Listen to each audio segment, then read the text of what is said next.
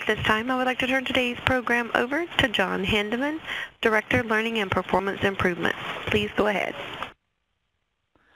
Good morning or good afternoon, everyone, depending on where you are calling in from. Thank you very much for joining us today. My name is John Hinman. I am the Director of Learning and Performance Improvement with Tooling U SME. I'm happy to be speaking to everyone on some important information around building high-performance workforces in a manufacturing setting. Thank you, MSC, for inviting me to speak to the audience today. As you can see, I have over 2 decades in building learning and development programs for the manufacturing industry, specializing in competency definition, progression modeling, onboarding, and structure and worker qualification programs. Lots to talk about today, so let's get started. First, I want to ask everyone a question. Does everyone like roller coasters? They are a thrill ride that millions of people cannot wait to jump on. Roller coasters are made of mind-blowing physics, a series of mechanical components that include motorized chain systems, rotating wheels, braking mechanics, and hydraulic fluid systems. The fun can turn to tragedy, though, if any failure in these systems occur. As we enjoy these rides, sometimes we forget the human factor that exists behind the scenes. Behind the scenes are skilled technicians who are responsible for keeping these coasters in tip-top condition. A lack of a trained and qualified technician can result in critical and dangerous results for the end consumer. This risk accountability falls not only on the company, but it also falls on the individual who is accountable for performing the job each and every day to the proper standards of work. This critical accountability not only falls on the amusement park industry, but it also falls on all types of manufacturing plants across the nation. In a time when baby boomers are retiring and a growing number of manufacturing jobs are going unfulfilled, we need to lean on best practices in learning and development to verify our workers are qualified and to allow a structure for individuals to enter manufacturing careers and find future development opportunities to advance their skills. A lack of a skilled workforce will impact the manufacturer's ability to remain competitive in their market. Not only will their key performance indicators suffer, such as scrap, productivity, and downtime, but they will also be burdened by the cost of continued turnover and inconsistent time to worker competency. Many companies are already feeling the financial impact of a lack of a skilled workforce, but there is time to put best practices in place to help your company. Today, we're going to learn about 2 ways to apply best practices in learning and development in order to create a high-performing workforce. First, we're going to discuss the perspective of the company. Manufacturing is facing a challenge in recruiting and retaining skilled workers. More than ever, companies must look towards best practices in learning and development to internally develop their own workforce. Adopting these practices will improve key performance indicators and lead to higher employee engagement and retention. Secondly, we will discuss the perspective of the individual. How can they use modern learning and development environments to participate in their personal development? First, we're going to talk about how companies can apply best practices in learning and development and maintain a high-performing workforce. But before we get started, I want to show a short video clip on common manufacturing practices that I've seen across the country. Hopefully you won't see this at your facility, but we can talk about that afterward.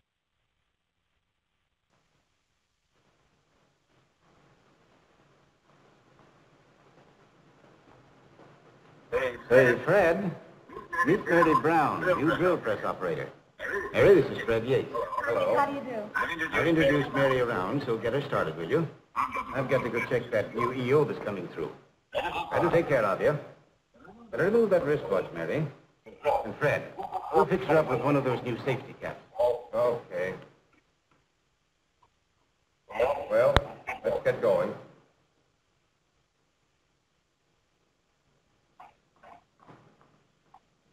Well, there's your machine. It's all set up.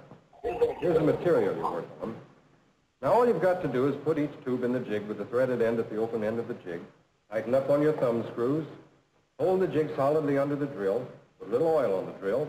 And when you start drilling, ease up on the handle so the part won't climb the drill and bust it. Okay? Well, I guess Swell, go to it. I'll be back in a little while.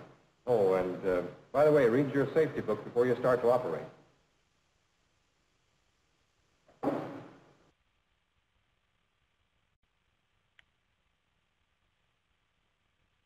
So, is this a familiar method of training at your location? This video is old and a little hokey, but it is a good example of how many manufacturers still conduct their training. It is unstructured, on-the-job training that does not follow any good practices in learning and development. I also like this video because it speaks to the era of the World War II, where most manufacturing workforce moved to fight the war, and the workforce was backfilled by women who were primarily coming from the home. The government forced manufacturing to come up with a standardized approach in training people safely and build quality in the most effective and efficient means. Training was structured and consistent and got workers to desired performance using a host of tools and techniques. Personally, I feel we are now faced with a similar workforce challenge as in the World War II era. Now the Silver Tsunami is upon us, and there is not a skilled talent pool to replace them. It is time for manufacturing to apply good practices in standardizing internal training programs to develop their own workers in order to meet their business needs and verify workers are meeting the desired performance. Here's the opportunity. The millennials are the biggest generation in U.S. history. They are now made up of 92 million people. For comparison, the massive baby boomer generation has 77 million people. What's more, millennials make up nearly half of the current U.S. workforce. Millennials decide whether they're going to stay long-term with a company on day one. So make sure that you are capturing them on day one and make an immediate connection with them. Besides just engaging millennials on day one, we also need to understand that our mission is to apply best practices to train and develop personnel in a consistent way and process that maps directly to job performance. This is the type of work that I get to do on a daily basis, and this is the work that should be done by every manufacturing organization. On the screen, you see a number of learning organization characteristics that are classified around high-impact learning organizations. Some of those that you see on the screen are high-performance onboarding. So again, in order to capture and retain and engage workers on the first day of their employment, onboarding is a strong element to put in place. Other high-impact learning organization characteristics include job-based competencies based on the standard work that is performed by the workers on a daily basis. Making sure there's career pathways in place and self-development plans so workers can see a definite career opportunity where they can advance through the organization. A flexible workforce, making sure that you cross-train your workforce and allow them to be moved within the organization so they're not being the only or they're working on one machine every day for an entire career. They have opportunities to move within the organization and learn new skills. Building a strong, engaged learning culture. So making sure that we do have learning that appears not only on day one through onboarding, but the opportunity to learn new skills and stay at performance for their entire professional career within the organization. Building strategic partnerships through learning and development, HR, and production. Making sure that you get involved with the community. Whether it is the high schools getting involved in manufacturing days, reaching out to your state representatives and see if there's grant funding available for training and development programs, or getting involved with apprenticeship programs that are very hot right now to be able to build your workforce. And then finally, making sure that there are metrics in place to be able to measure learning and development has a positive impact on your business. And making sure that those key performance indicators that are aligned to an impact on business is something that's monitored throughout the process. Now that we've talked through the characteristics, we need to understand that there needs to be a system in place in order to manage the learning and development aspects. And this is done through what is called a worker qualification standard process. The knowledge and skills training and evaluation element that you see on the screen contains the prerequisite curriculum required to build a worker towards their on-the-job training effort. Typically, this includes that onboarding and orientation, safety and compliance training, and any job prerequisite knowledge that would be applied on the job. In addition, many programs contain off-floor labs that will allow workers to practice and develop critical skills prior to their on-the-job training. The goal of this training track is to build a worker towards the application of defined knowledge and skills defined for their standard work. The OJT standard work training and evaluation element teaches the worker their job-specific and task-specific standard work. The OJT program should consist of sequenced hands-on learning activities, which will prepare the worker for successful job qualification at the end of their training evaluation. The credibility of a training program, and OJT programs in particular, depends on the quality of the instructors. OJT instructors should be qualified to deliver on-the-job training and or conduct performance tests. The job qualification standard, or JQS evaluation element, is a capstone demonstration of critical job-related tasks within an evaluation criteria. This includes all OJT topics that were trained and acknowledged by the trainer and the trainee. Best practices indicate that another trainer or supervisor performs the final evaluation of personnel.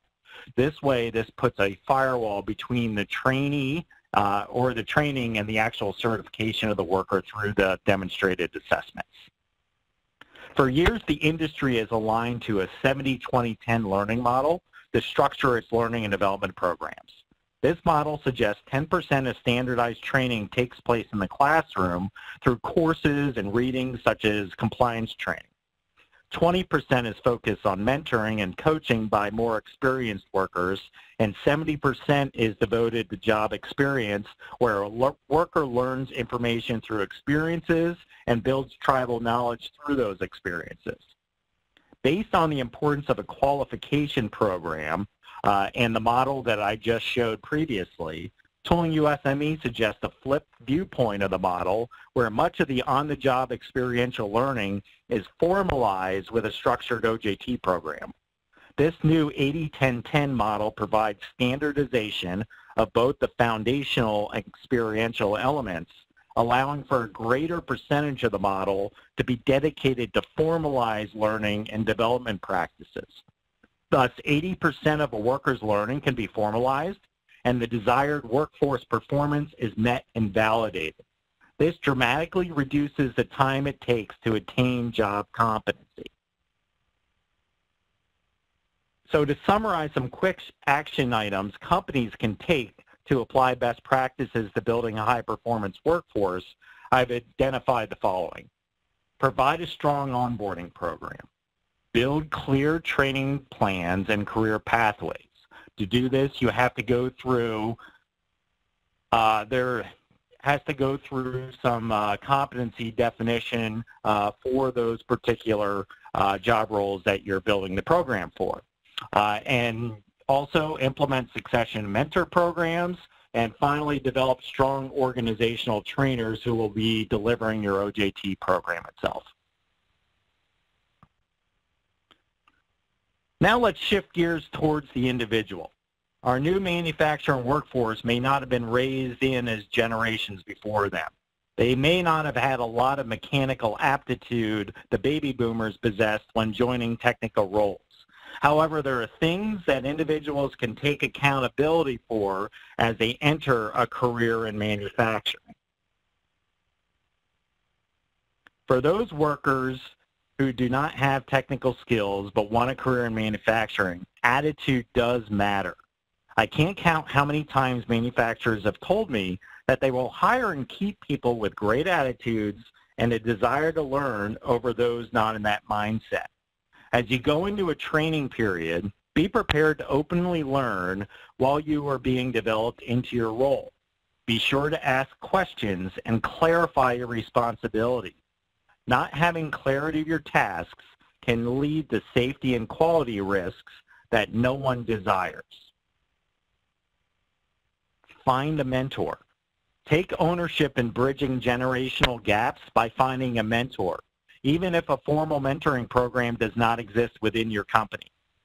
Finding a mentor will build long-term relationships on both business and personal levels and provide a level of support for you to grow within the company and professionally. Actively seek and request new opportunities and advancing skills. Don't allow yourself to be stuck in one job. Make requests of your organization to give you opportunities to learn new skills and advance within your company. Take accountability in your destiny of your company.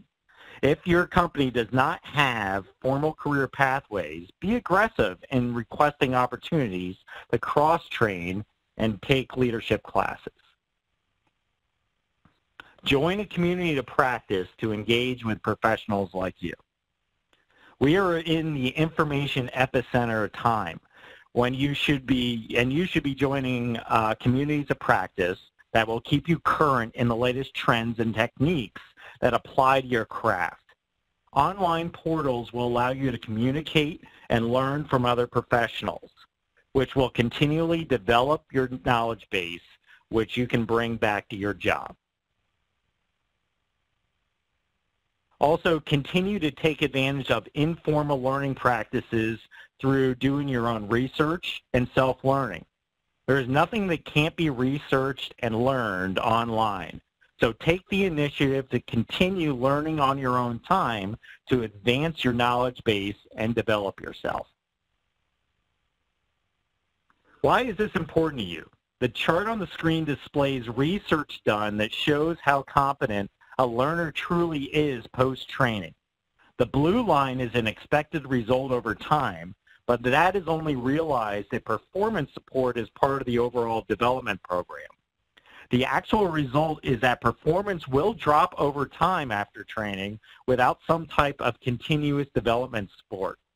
In a time that we might not necessarily be blessed with a highly skilled workforce, there is dual ownership and accountability by both employer and employee to keep performance at peak condition. Finally, strive for continuous improvement each and every day.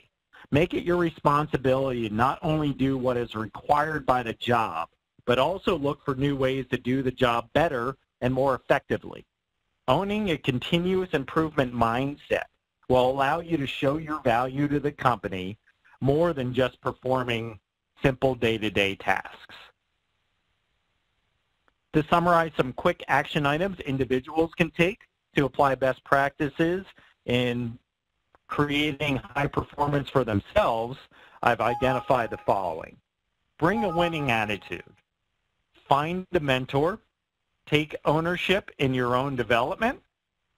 And bring value to the company every day through continuous improvement practices.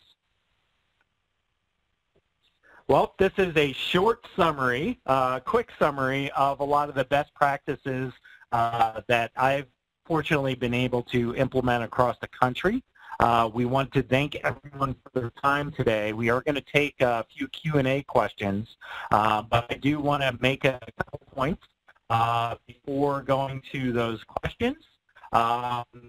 First off, be sure to check MSC's Better MRO site.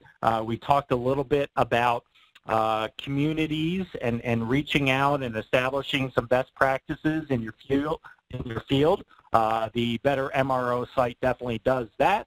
So visit that link that is on the screen there. Also, if you want to learn more information about Tooling USME and how we help build high-performing workforces, visit www.toolingu.com and see if there's any information on there that can help you in your current situation as well. We're going to go to a few Q&A questions that have just come in. The first question, once these practices are in place, which I am assuming the worker qualification standard, is this a system that we should be able to maintain on our own? Absolutely. Once the components of your system are in place, these systems are built to allow companies to run and self-maintain through a standardized and repeatable process. The hard part is building out some of the content. The hard part is defining those job roles and creating those qualification standards. But once that is in place, it is a fully self-sustained system. Of course, through continuous improvement and new technologies, some of these tools will need to be updated based on those changes in your work environment, but that goes through any type of continuous improvement process, and those training materials would get fed into that. Okay, we have another question. How do we get our managers to buy in on training when they haven't before? That's a really good question. That's something that I've heard many, many times. My advice is always to get the managers involved in the process early on.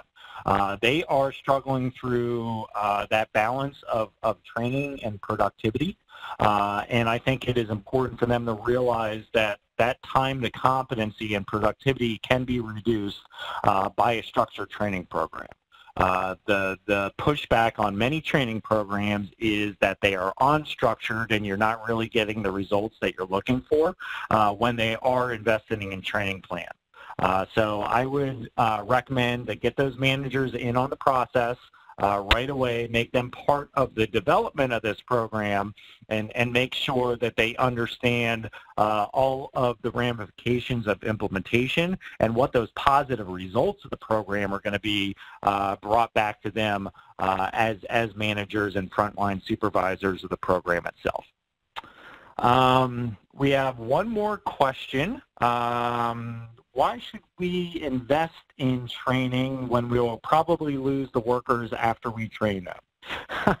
Well, it's that age-old question, I guess, of do you invest in training people and possibly lose them, or do you invest in don't invest in the training and you keep them? So it's one of those things where if you are simply there to train people towards a job, that might not be enough. We are talking about building learning cultures, career pathways, and giving them the opportunity to develop within the organization long term.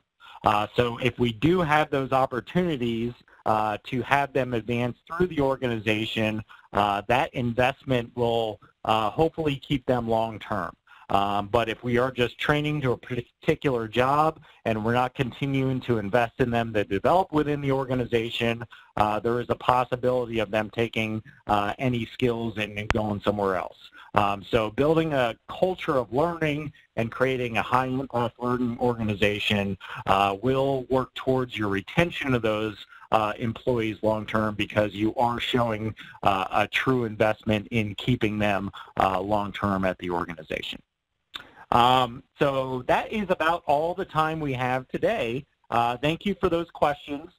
If you do have additional questions, please leave those in the Q&A section, and we will reach out and answer those questions at our earliest convenience. Thank you again for your time, and we look forward to the next session. Have a great rest of your day. Thank you.